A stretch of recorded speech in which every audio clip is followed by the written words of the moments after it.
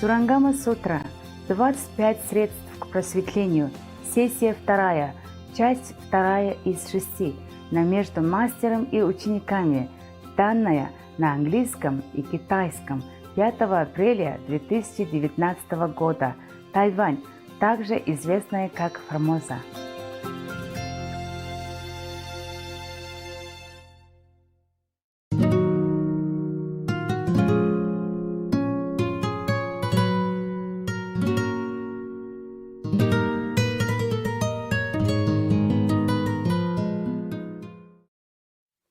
Now, let's go yesterday again. I told you the calendar always pops up by itself. We should really thank the past masters, monks and nuns and scholars who have taken time to record the Buddha's teaching after the master's nirvana, and also for the past and present persons, lay or monks or nuns who have really dedicated themselves, sacrificed their time and precious health or under any difficult situation to translate this so that I can read it to you. And we have to thank them. And may they be blessed forever by all the Buddhas, past, present, and future. May their merit be immense. May they be liberated forever. Thank you.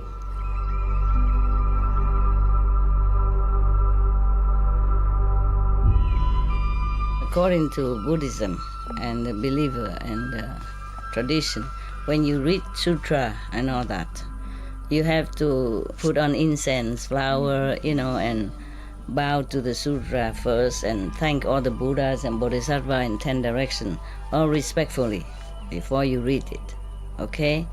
And then you cover the sutra also with silk or, beautiful cloth, and I just make it more popular. Yeah, more easy, simple. And I apologize to all the Buddha. I say if I done something wrong, according to the tradition, my heart is full of respect. It's just that I cannot always do that. So please, all the sin, whatever I've done wrong, is all on me. At least other people, they hear the names of the Buddha, according to the sutta, they will get benefit. Yes. So yesterday we said that the physician king and superior physician say that the Buddha asked them about, asked the assembly about perfect penetration. For them, as we have been certified, the cause of flavors is the superior means. But as I have told you already, they were attending to the Buddha personally. Therefore, the Buddha was blessing them immensely, being so near. Maybe they have to touch the Buddha pose, listen to the chest. In the old time, they don't have this stethoscope. They just put their ears right on your chest and listen. How more near? How nearer can it be? Okay? Therefore, they probably soon out physically. And their astral body just flew up to heaven. Therefore, the flavors at that time they tasted is not the same as the normal flavors that they taste with the ordinary medicine for other patients. Yeah. But then because of that, they thought, oh, it is the flavors that give me awakening. And the Buddha even certified to it. So for us, the flavor is very, very important for enlightenment. He even says superior. So they become enlightened by means of flavors. That's what they said. But don't try. Don't go pharmacy and taste everything. Huh? Will you get enlightened then? The pharmacist will call police. There's a lunatic people coming to my drugstore and making trouble here. And then you say, no, I'm just tasting. I want to be enlightened. Now, there is another one coming up now. His name is Bhadrapala. And another 16 awakened lords who were his companions. arose from their seats and bowed at the Buddha's feet, he said to the Buddha, "We first heard the Dharma and left the home life under King of Awesome Sound Buddha. Once, when it was time for the Sangha to bathe, I followed the custom and entered the bathhouse. Suddenly, I awakened to the fact that water does not wash away the dust, nor does it cleanse the body. At that point, between the two, I became peaceful, and I attained the state of there being nothing at all. Perhaps emptiness, they call it. To this day, I have never forgotten that past experience. Having left home with the Buddha, I have gone beyond learning. That Buddha named me Bhadrapala. Wonderful touch was revealed, and I accomplished the position of the Buddha's disciple. The Buddha means Shakyamuni Buddha now. The World Honor One asked about perfect penetration. As I have been certified to it, touch is the superior means. So that's his meditation method, touch. I don't know what touched him. Didn't say here. Probably from the water, or when they were bathing together. In the bathing, and they have to cleanse themselves. And then suddenly he realized through the touch that it's not the water that cleans. But of course he has transcended the normal state of awareness then, yeah. Otherwise, if you touch yourself all day long, you feel nothing, no? Do you feel anything when you touch yourself? Or even your brother next to you touch you? Try, touch anything. No, I won't feel anything. Yes. Therefore, actually, if you want to read the sutras of the Buddhas or the scriptures of any religious order, you must be enlightened first. Yes, you must have more or less similar experience, yeah, of transcendental awareness. Otherwise, people, what? Just a smell of herbs and he became enlightened? Then I go smell the herbs all day long. Then I get enlightened quicker. He only take care of the Buddha once and the herbs at that time only, or one time, and he get enlightenment. And this one is a touch. Did you see that anybody touch him here? He went to the bathhouse also. Suddenly I awakened to the fact that water does not wash away the dust, nor does it cleanse the body. Okay, between the two, he entered the state of not because of the water or not because of the touch, and then he realized that if he's in a bathhouse, I'm sure he was scrubbing himself, trying to cleanse himself. And that's how he became enlightened. So he thought it was the touch of the body, of the sensation that he awakened. It's not. It's just like everything else before us. So now we know. So that's another one, number 5, huh? We still have 15 or something to go. Now, this another Buddha great disciple, Mahakasyapa. He will be one of Buddha's successor later on. Huh? And you should know that. Even though it doesn't mention here, okay? But I read elsewhere. It's different. So Mahakasyapa is one of Buddha great disciple. And then another nun called Purple Golden Light Bhikkhuni. I explained to you yesterday already. Bhikkhuni means nun, but fully precepted nun. Bhikkhu is fully precepted, 250 precepts. Yes. If a novice, then we don't call them Bhikkhuni. Yeah, we call them maybe Samini, Sami or Samini. Yeah. Sami means a young boy, a new novice to come to become prepared to be a monk. It takes some time. And then Samini is a woman, lady nun. yeah, but not yet fully ordained. Yeah. These are all Bhikshu and Bhikshuni. Yeah, okay. I was also. I'm supposed to be Bhikshuni, but don't look at me, don't question. I'm not that kind of Bhikshuni. Sorry. Sorry to disappoint you. Maybe inside, the heart. But people don't look at inside, they mostly look at outside. They say, what? What? You say you are a nun? Oh, forget it. If you are a nun, then I'm a monk. Anybody would say that.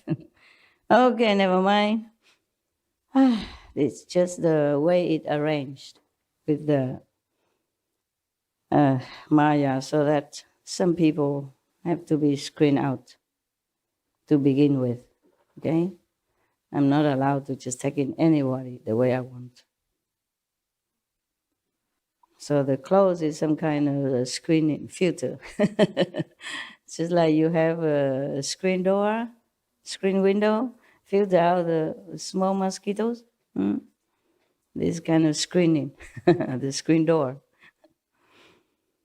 Might as well, yeah. Because even some people already came and still cannot distinguish. Not to talk about people who did not even want to come because of the screen. Mosquitoes don't come because of the screen anyway. So, Mahakashipa and Purple Golden Light Bhikshuni and others, maybe some more, probably practicing the same method. Therefore, they all came together to tell the Buddha what they did or what they do. So they all arose from their seats, bowed at the Buddha's feet, and said to the Buddha, in the past Kalpa, in this region, I drew near to the Buddha named Sun Moon Lamp, who was then in the world. I heard Dhamma from him and cultivated and studied with him. After that Buddha's extinction, I made offerings to his sarira and lit lamps to continue his light. Do you know what sarira is? No, okay, I tell you. When some saintly people die, or in case this Buddha, any Buddha die, they will burn his body as a custom in India. And then whatever left over, solid substance, they will put it in a stupa. They build like a small temple and put the sarira in there. Yeah, sarira means the leftover from the Buddha's cremation. Saintly people mostly call it sarira. Okay, most of the Buddha's sarira has become very beautiful. It's not like ordinary people after burned, not much left, or just ash, or just some little crumbs of bones. Buddha's body condensed into some kind of jewel, 7 color of jewel. You know, it's like, imagine it's, okay, do you know moonstone? Yeah. You know crystal? Yes. It is so clear between the moonstone and the crystal. Some clearer, some not. And it's about this big, bigger than my thumb. 2 thumbs together, about this big, okay? And round, and very beautiful color. People would put it in this kind of small stupa, they call it. Yeah. It's like a mini shrine. And mostly it's like triangle, yeah, and decorated, carved, scrubbed beautifully outside. And inside they put the sarira. It's a relic. A relic, yes, a relic, that's correct. Yes. You Indian? Nepal. Nepal, similar, that's why they know a lot about it. All right then. So these 2 groups, the Bhadrapala group and other 16 retinue, people. And also this group of Mahakashipa and Purple Golden Light Bhikshuni and others, they are retinues. They normally have their group, like he's a group leader. They have practiced already in the past, as you can hear that already, yeah? Are you okay? Your eyes are red. You didn't sleep well? No, I'm fine, Master. I'm just very happy. You were happy and you cried? Why are you crying? Master, it's good. Pure tears of joy. Truthfully, I'm so happy. We are all so blessed. You're happy. So happy, blessed, spoiled. We love you so much. Of and course, we're really I'm your grateful. babysitter. I sit here. And you feel safe, and of course somebody take care of you. But you go beyond what's necessary, Master. And I can't hear you at all. What?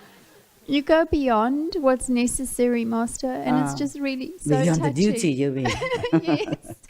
So I mean, this is like my now. duty. Yeah. All right. Thank you. Thank you. I'm glad you're happy. Okay. You just like fans, that's all. I don't know. Like those famous movie stars and singers, if they sit with you, let you come to their house, of course you're happy. Huh?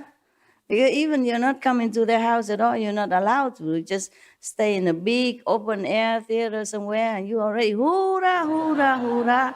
Oh. And here I let you in my house and entertain you every day. If you're not happy, then you must be crazy. I can understand that. Yeah. No, I guess it's different. I hope it's different. I hope you're not just my fans. Oh, whatever. Yes, I do what I can. I thought you didn't sleep well, your eyes red. So they practiced before, you see, in the past Kalpa, also in the same region where the Buddha Shakyamuni was at that time. They were practicing with the Sun Moon Lam Buddha, who was then in the world. At that time he was in the world. I heard Dharma from him and cultivated, and studied with him, etc., etc. And then after the Buddha Nirvana, she make offering to Sarita. And he lit lamps to continue his light. Maybe maybe lighting lamps, normal lamps to offer to the Buddha, or maybe she meant that she continued to teach people because she said she lit the lamps to continue his light. So I guess that she was kind of continue his teaching lineage. Yeah. Otherwise, the normal light cannot be Buddha's light, nah? That's what I guess. Okay. From that time on, life after life, my body has always been perfect and has shone with a purple golden light. The Bhikshuni, purple golden light, and others make up my retinue. And we all brought forth the resolve for Bodhi at the same time. So that was their story. Yeah? She continued. I contemplated the world's 6 sense objects, change and decay. They are but empty stillness. Based on this, I cultivated extinction. Now my body and mind can pass through hundreds of thousands of kalpas as though they were a finger snap. Wow. Meaning time has no control power over this bhikshuni and her retinue. So that was the talk from Mahakashipa, introducing also purple golden light bhikshuni at the same time, also telling the Buddha what practice he has been doing. That was in the past kalpas. And imagine, they remember everything from the past kalpas. You remember anything from yesterday? What did you eat yesterday? Not even that, yeah. Well, congratulations. Your memory is extraordinary. Extraordinarily low. So that's what they do, you see? So based on the emptiness of mental constructs, I accomplished a hardship. The world honor one says in the Shakyamuni Buddha, because they stop from one Buddha to another, so I have to tell you which Buddha that they were saying. Before there was his past Buddha, master, and now he talked about Shakyamuni Buddha. So the Honor One says that I am foremost in Dutta practices. Wonderful Dharma brought me awakening and understanding, and I extinguish all outflows. The Buddha asked about perfect penetration, as I have been certified to it. Mental constructs are the superior means. What is mental constructs? Anybody can explain to me? Philosophy? He been telling you all this and now you don't even know what mental constructs are. What then? No? Don't know? Oh, okay. You pretend again. Make trouble for me. Then I don't have to explain. Just no mental constructs. That's what it is. Actually, because they have nothing to do with us anymore. No? We could also read through to see how many methods the Buddhas, monks, and nuns have been practicing all that time. He said that he contemplated the world's six sense objects, that they change and they decay, so they are just empty. Based on that, you see, he cultivated extinction. So now his body and mind can pass through hundreds of thousands of kalpas as though they were a finger snap. Don't know. What if I say I also don't know? Okay? What? What does that mean? He's using his intellect, his mental power to observe the sixth sense, you see, that we know. Touch, smell, taste. What else? What else? Okay. So he's using his intellectual power, mental power to analyze this. And it's also a kind of contemplation, concentration. Thus, he became enlightened. People use different faculty to be enlightened, okay? Yes. Even sometimes practice the same method. Therefore, people has different experiences inside.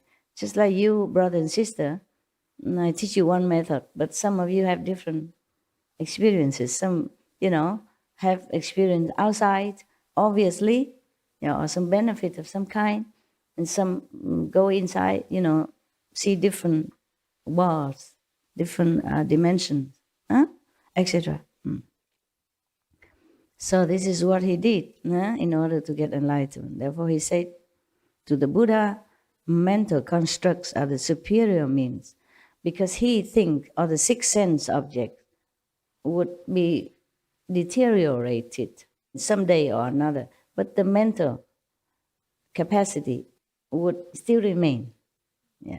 Therefore he said that his body and mind is belonging to the mental domain, so he say he still have it, and his mind can pass through hundreds of thousands of kalpa as if with a finger snap.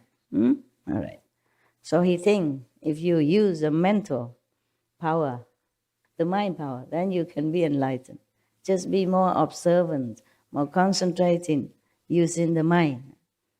Our method don't use the mind, except just to repeat some protective kind of phrases. That's we have to use. Otherwise, it's not the mind that we use to observe or to analyze anything.